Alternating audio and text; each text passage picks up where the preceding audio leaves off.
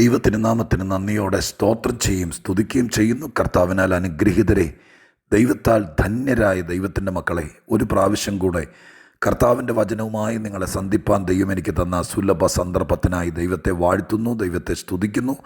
സന്തോഷത്തോടെ ദൈവത്തിൻ്റെ വചനം കേൾപ്പാൻ താല്പര്യത്തോടെ കാത്തിരിക്കുന്ന പ്രിയപ്പെട്ടവരെ, ഇന്നും മനസ്സ് തുറന്ന് നിങ്ങളെ നന്ദി പറയുകയും വന്ദനം പറയുകയും ചെയ്യുന്ന കൂടെ ദൈവത്തിന് സ്തോത്രം ചെയ്യുകയും സ്തുതിക്കുകയും ചെയ്യുന്നു. കർത്താവിൻ്റെ സകല നന്മകളും അനുഗ്രഹങ്ങളും ധന്യതകളും ദൈവം നിങ്ങളുടെ മേൽ പകരട്ടെ എന്ന് ആത്മാർത്ഥമായി പ്രാർത്ഥിച്ചുകൊണ്ട് നമ്മുടെ കർത്താവ് നമുക്ക് തരുന്ന ഓരോ അവസരങ്ങളിലും ഹൃദ്യമായും വ്യക്തമായും സംസാരിക്കുകയും നമ്മെ ധൈര്യപ്പെടുത്തുകയും നമ്മുടെ തളർച്ചകളെ മാറ്റി പ്രത്യാശ കൊണ്ട് നിറച്ച് ജീവിക്കാൻ വേണ്ട സകല പ്രേരണയും നമ്മുടെ ഉള്ളിൽ നിറച്ചു തന്ന് മുന്നോട്ട് പോകാൻ ആഹ്വാനം ചെയ്യുന്ന മഹാദൈവത്തിന്, മഹത്വത്തിൻ്റെ രാജാവിന് 1000 നന്ദിയും സ്തുതിയും സ്തോത്രവും കരയറ്റിക്കൊണ്ട് ഏറ്റവും പരിചിതമായൊരു വേദഭാഗത്ത് നിന്ന് ഒരു വാക്യം വായിച്ചുകൊണ്ട് ഇന്ന് എൻ്റെ ഹൃദയത്തിൽ നിറഞ്ഞു നിൽക്കുന്ന ദൈവിക ദൂത് പങ്കുവയ്ക്കാൻ കർത്താവിൽ ശരണപ്പെടുന്നു. വിശുദ്ധ ലൂക്കോസിൻ്റെ സുവിശേഷം 19-ാം അധ്യായം 4-ാമത്തെ വാക്യം ഞാൻ നിങ്ങളെ വായിച്ചു കേൾപ്പിക്കുന്നു. ലൂക്കോസ് 19:4. എന്നാറെ അവൻ മുന്നോട്ട് ഓടി അവനെ കാണേണ്ടതിന് ഒരു കാട്ടത്തിമേൽ കയറി. യേശു ആ വഴി വരികയായിരുന്നു. യേശു ആ വഴി വരികയായിരുന്നു. വളരെ സിമ്പിളായി തോന്നാം, പക്ഷെ ഇന്ന് വായിച്ചപ്പോൾ എനിക്കതിനകത്തൊരു ധന്യത, ഒരു പൂർണ്ണത, ഒരു ദൈവീകത ആത്മാർത്ഥമായി മനസ്സിലാക്കാനിടയായി തീർന്നു. സംഭവം സക്കായിയുടെ ചരിത്രത്തിൽ നിന്നാണ്. വേദപുസ്തക ചരിത്രത്തിലെ ഏറ്റവും ശ്രദ്ധേയമായ കഥാപാത്രങ്ങളിൽ ഒരാളാണ് സക്കായി. അദ്ദേഹം ശ്രദ്ധേയനാകാൻ കാരണം, വേദപുസ്തക പ്രഭാഷക വിഷയങ്ങളിൽ ഒരാളാകാൻ കാരണം, യേശുക്രിസ്തുവിനെ കാണാൻ ആഗ്രഹിച്ചു എന്ന ഒറ്റ കാരണം. ആ ആഗ്രഹം ഒരു ചെറിയ കാര്യമല്ല.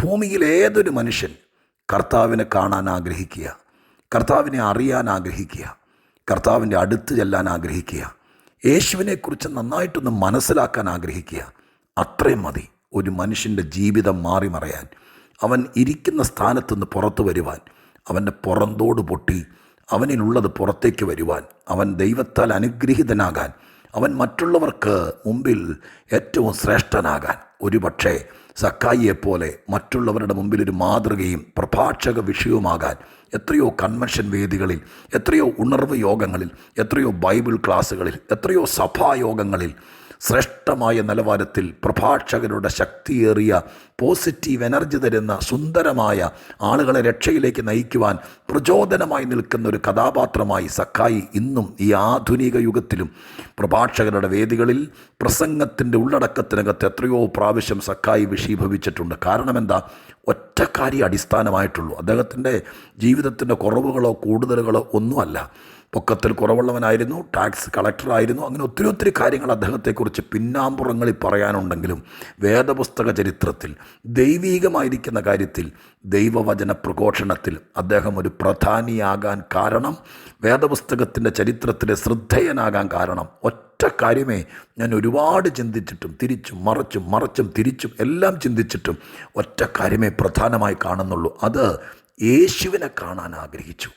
പ്രിയപ്പെട്ടവരെ, ബാക്കി എന്തൊക്കെ ഉണ്ടെങ്കിലും, എത്ര വലിയ മുതലാളിയാണെങ്കിലും, എത്ര കേന്ദ്ര ഗവൺമെൻറ് ജീവനക്കാരൻ അഥവാ റോമൻ സർക്കാരിൻ്റെ ടാക്സ് കളക്ടർ, ഒരു ഇൻകം ടാക്സിൻ്റെ ഏറ്റവും നല്ല പദവിയിലിരിക്കുന്ന ഒരു ഓഫീസർ, അതായതുകൊണ്ടൊന്നും ദൈവത്തിൻ്റെ പുസ്തകത്തിൽ ആളാകാൻ കഴിയില്ല.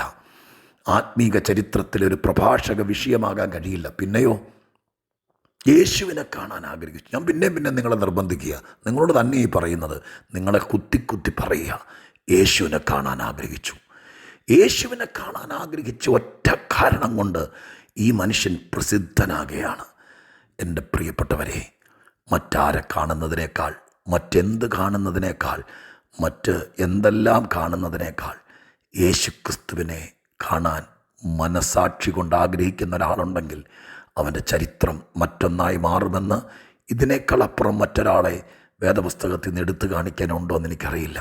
ഒത്തിരി സാക്ഷികൾ കണ്ടേക്കാം. പക്ഷേ കർത്താവിനെ കാണാൻ ആഗ്രഹിക്കുക മാത്രമല്ല, വീട്ടിലിരുന്നുകൊണ്ട് ആഗ്രഹിക്കുന്ന ഒരുപാട് പേരുണ്ടായേക്കാം. ഒരു യോഗത്തിന് പോകണം, ഒരു പ്രാർത്ഥനയെ പങ്കെടുക്കണം, യേശുവിനെ കാണണം, അഭിഷേകത്തിൽ നിറയണം, സ്വർഗത്തിൽ പോകണം, ശുശ്രൂഷകൾ അനുഭവിക്കണം, പ്രവചനം കേൾക്കണം, വിടുതൽ അനുഭവിക്കണം. ഇതൊക്കെ വീട്ടിലിരുന്ന് ആഗ്രഹിക്കുന്നവരുണ്ടാകാം. പക്ഷെ സക്കായി ആഗ്രഹിച്ചു എന്നത് മാത്രമല്ല, ആഗ്രഹ സാഫല്യത്തിനൊരു ശ്രമം നടത്തിയെന്ന് തൊട്ടുമുകളിലെ വാക്യത്തിൽ എഴുതിയിട്ടുണ്ട്. പ്രിയരെ, ആഗ്രഹങ്ങളെ പൂർണ്ണതയിലെത്തിപ്പാൻ നമ്മുടെ ഭാഗത്തുനിന്നൊരു ശ്രമം കൂടി വേണമെന്നുള്ളത് ഈ മനുഷ്യൻ വ്യക്തമായി നമ്മുടെ മുമ്പിൽ വരച്ചു കാട്ടി. അങ്ങനെ ശ്രമിച്ചു. ആ ശ്രമത്തിൻ്റെ ഫലമാണ് അദ്ദേഹം മുന്നോട്ടോടി ഒരു കാട്ടത്തിയിൽ കയറിയിരുന്നു. ഇനിയാണ് നമ്മൾ വായിച്ച വാക്യത്തിൻ്റെ പ്രസക്തമായ ശ്രേഷ്ഠത കാണുന്നത്. എന്താണ്? ഇവൻ യേശുവിനെ കാണാൻ വേണ്ടി ഒരു മരത്തിൻ്റെ മുകളിൽ കയറിയിരിക്കുമ്പോൾ അവിടെ എഴുതിയിരിക്കുന്ന വാക്യതാണ്, യേശു ആ വഴിയായി വരികയായിരുന്നു. എനിക്കൊത്തിരി നൈർമല്യത തോന്നി, എനിക്കൊത്തിരി ദൈവീകത തോന്നി, എനിക്കൊത്തിരി ആശ്ചര്യവും അത്ഭുതവും തോന്നി. നിങ്ങൾക്ക് തോന്നിത്തുടങ്ങിയെന്ന് എനിക്കറിയില്ല. കാരണം ഒരു മനുഷ്യൻ കർത്താവിനെ പ്രതീക്ഷിച്ച് ഒരു മരത്തിൻ്റെ മുകളിൽ അള്ളിപ്പിടിച്ചിരിക്കുമ്പോൾ യേശു ആ വഴി വരികയായിരുന്നു. ഞാനിങ്ങനെ പറയാമെന്ന്, കർത്താവിനെ പ്രതീക്ഷിക്കാൻ ഒരാളുണ്ടെങ്കിൽ ആ പ്രതീക്ഷിക്കുന്നവൻ്റെ വഴിയെ കർത്താവ് വരും. ഞാൻ ഒന്നോടെ പറയുന്നു, പ്രതീക്ഷിക്കുന്നവൻ്റെ വഴിയെ ദൈവം വരും. ദൈവത്തെ നിൻ്റെ വഴിക്ക് കൊണ്ടുവരാൻ, ആ വാക്ക് ഞാൻ ഭയങ്കര ബഹുമാനത്തോടെ എൻ്റെ ദൈവത്തോടുള്ള എല്ലാ ഭക്തിയും നിലനിർത്തിക്കൊണ്ട്, എൻ്റെ ദൈവത്തെ നന്നായി അറിഞ്ഞുകൊണ്ട്, ദൈവം ആരാന്നറിഞ്ഞുകൊണ്ട് തന്നെ ഞാൻ പറയുന്നത് കേട്ടോ. ആ വാക്കിനകത്ത് ദൈവശാസ്ത്രപരമായോ ഉപദേശപരമായിട്ടോ ഒരു തെറ്റല്ല ഞാൻ സ്ഥാപിക്കുന്നത്. പക്ഷേ നിർമ്മലമായ ഹൃദയത്തിൽ നിന്ന് സാധാരണക്കാരിൽ സാധാരണക്കാരായ എൻ്റെ പ്രിയപ്പെട്ട കേൾവിക്കാരോട് പറയുക, ദൈവത്തെ, അഖിലാണ്ട സൃഷ്ടാവിനെ, ഉളവാക്കാൻ കഴിവുള്ളവനെ, അത്യുന്നതനായവനെ, വാക്കിലും പ്രവൃത്തിയിലും അപാര ശക്തിയുള്ളവനെ നിൻ്റെ വഴിയിലൂടെ കൊണ്ടുവരാൻ ഈ ഭൂമിയിലിരുന്ന് കഴിയും. എങ്ങനെ കഴിയും അത്? ദൈവത്തെ നമ്മുടെ വഴിയിലേക്ക് തിരിച്ചു കൊണ്ടുവരാൻ, നമ്മുടെ വഴിയിലൂടെ ദൈവത്തെ വരുത്താൻ എങ്ങനെ കഴിയും? ഈ മനുഷ്യനെക്കുറിച്ച് നിങ്ങൾ വായിച്ച യേശു ആ വഴി വരികയായിരുന്നു. ഈ മനുഷ്യൻ കയറിയിരുന്ന അത്തിച്ചോട്ടിലൂടെ വരികയായിരുന്നു. ഞാനിങ്ങനെ പറയാം, ആഗ്രഹിക്കുന്ന ഒരാളുണ്ടെങ്കിൽ ആ വഴി കൂടെ ദൈവം വരും. നിൻ്റെ ഹൃദയത്തിനകത്ത് 1000 പേര് പ്രാർത്ഥിക്കുന്നവരുമായിട്ട് ബന്ധം കാണും. അവരോടൊക്കെ പ്രാർത്ഥിക്കണമെന്ന് പറയുന്നുണ്ടായിരിക്കും. പക്ഷേ മനസാക്ഷിയുടെ കോണിൽ മഹത്വത്തിൻ്റെ രാജാവിനെ പ്രതിഷ്ഠിച്ചുകൊണ്ട് തന്നെ ഞാൻ പറയാം, യേശുക്രിസ്തുവിനെ അത്രയ്ക്ക് ആഗ്രഹിച്ചാൽ, വല്ലാതെ പ്രതീക്ഷിച്ചാൽ ആ വഴി യേശു വരും. നമുക്കറിയാത്ത വഴിയാണെങ്കിൽ പോലും ആ വഴി കർത്താവ് വരും. സക്കായി കയറിയിരുന്ന വഴിയെ യേശു വന്നു. എൻ്റെ പ്രിയപ്പെട്ടവരെ, ഒത്തിരി വിഷയങ്ങളില്ലേ നമ്മൾ ആഗ്രഹിച്ചിട്ടില്ലേ? ഞാൻ അതിനെ ഒന്നോടെ ശരിക്കും മറിച്ചിടുക. നിങ്ങൾ ആഗ്രഹിച്ചിട്ടില്ലേ, എൻ്റെ ഈ വിഷയത്തിലൂടെ, എൻ്റെ ജീവിതത്തിലൂടെ, എൻ്റെ ഈ കഷ്ടതയിലൂടെ, എൻ്റെ പ്രശ്നത്തിൻ്റെ മുൻപിലൂടെ എൻ്റെ യേശു ഒന്ന് വന്നിരുന്നെങ്കിൽ, കർത്താവ് ഈ വിഷയത്തിനകത്ത് ഇടപെട്ടിരുന്നെങ്കിൽ, ദൈവം ഒന്ന് കണ്ടിരുന്നെങ്കിൽ എന്നൊക്കെ പറയാറില്ലേ?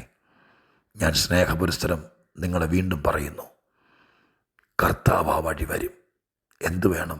അമിതമായ ആഗ്രഹം, അത്യന്തമായ ആവേശം, അതിനുള്ള പരിശ്രമം, അത്രേ മതി. കർത്താവ് ആ വഴിക്ക് വരും. അധികം പറയാൻ എൻ്റെ മനസ്സിൽ ഇനി വാക്കുകളില്ല. എൻ്റെ ഉള്ളിൽ ഇനി ഈ വിഷയത്തെക്കുറിച്ച് ചിന്തകളില്ല. നിങ്ങൾക്ക് ബോധ്യമായി കാണും ഇന്നത്തെ ആശയം, ഇന്നത്തെ ചിന്ത. കാണാൻ ആഗ്രഹിക്കുന്നവൻ്റെ വഴിയേ വരുന്നൊരു ദൈവം, മനസ്സുകൊണ്ട് കൊതിക്കുന്നവൻ്റെ വഴിയേ വരുന്നൊരു ദൈവം. നിൻ്റെ വഴിയിലൂടെ കർത്താവ് വരും. നീ ഇരിക്കുന്ന വഴിയിലൂടെ മനസ്സ് നിറച്ച് കർത്താവ് ഒന്ന് വന്നിരുന്നെങ്കിൽ, ദൈവം ഒന്ന് ഇടപെട്ടിരുന്നെങ്കിൽ, എൻ്റെ ഈ കാര്യത്തിൽ കർത്താവ് ഒന്ന് ശ്രദ്ധിച്ചിരുന്നെങ്കിൽ എന്ന് കൊതിയേറുന്ന മനസ്സോടെ കാത്തിരുന്നാൽ മതി. കർത്താവ് ആ വഴിയെ വരും. ഞാൻ പ്രാർത്ഥിക്കാൻ പോവുക. പരിശുദ്ധനായ ദൈവമേ, ഞങ്ങളുടെ സ്വർഗീയ പിതാവേ, അനുഗ്രഹീതമായ ഈ നല്ല ചിന്തകൾക്കായി സ്തോത്രം. ദൈവമക്കളോട് ദൈവത്തിൻ്റെ വചനം പറയാൻ എന്നെ നിയോഗിച്ചതുകൊണ്ട് നന്ദി. ഇന്ന് ഈ പഴയ വിഷയം, ഒരുപാട് പ്രാവശ്യം പ്രസംഗിച്ചിട്ടുള്ള വിഷയം, ഇതിലേക്ക് ഉറ്റുനോക്കുമ്പോൾ കർത്താവിൻ്റെ ആത്മാവ് ബോധിപ്പിച്ചതുപോലെ എൻ്റെ യേശു ഈ വഴി വരികയായിരുന്നെങ്കിൽ എന്ന് കൊതിച്ചിരിക്കുന്ന ആരെങ്കിലും ഉണ്ടെങ്കിൽ, എത്രയോ പേർ ആഗ്രഹിച്ചിട്ടുള്ള ഒരു ദൈവദാസനൊന്ന് ഇതിലെ വന്നിരുന്നെങ്കിൽ, പ്രാർത്ഥിക്കുന്നവരൊന്നും ഇതിലെ വന്നിരുന്നെങ്കിൽ, എനിക്ക് പരിചയമുള്ള എൻ്റെ പ്രിയപ്പെട്ടവർ എന്നെ സഹായിക്കുന്ന ആരെങ്കിലും ഈ വഴി വന്നിരുന്നെങ്കിൽ, അവരാരും കാണാതിരിക്കുമ്പോൾ, അഥവാ അവരാരെങ്കിലും വന്നാൽ അതിലുമപ്പുറം യേശു സർവശക്തൻ ഈ വഴി വന്നിരുന്നെങ്കിൽ ചില വിഷയങ്ങൾ തീർന്നേനെ. ഞങ്ങൾ ദൈവത്തോട് പ്രാർത്ഥിക്കുന്നു. അങ്ങനെ ആഗ്രഹിക്കുന്ന ആരെങ്കിലും ഉണ്ടെങ്കിൽ, അതീവമായി കൊതിക്കുന്നവരുണ്ടെങ്കിൽ അവരുടെ വഴിയെ കർത്താവ് ഒന്ന് ചെല്ലണേ. അതിനുവേണ്ടി പ്രാർത്ഥിക്കുന്നു. അന്ന് അവൻ്റെ ജീവിതം മാറി, അന്ന് അവൻ്റെ കഥ മാറി, അന്ന് അവൻ്റെ ജീവിതത്തിൻ്റെ കഥനതകൾ മാറി. ദൈവമേ, ഞാൻ ദൈവത്തോട് പ്രാർത്ഥിക്കുന്നു, അങ്ങനെ ചെയ്യണേ. യേശുവിൻ നാമത്തിൽ പ്രാർത്ഥിക്കുന്നു, കേൾക്കുമാറാകണമേ. ആമേൻ.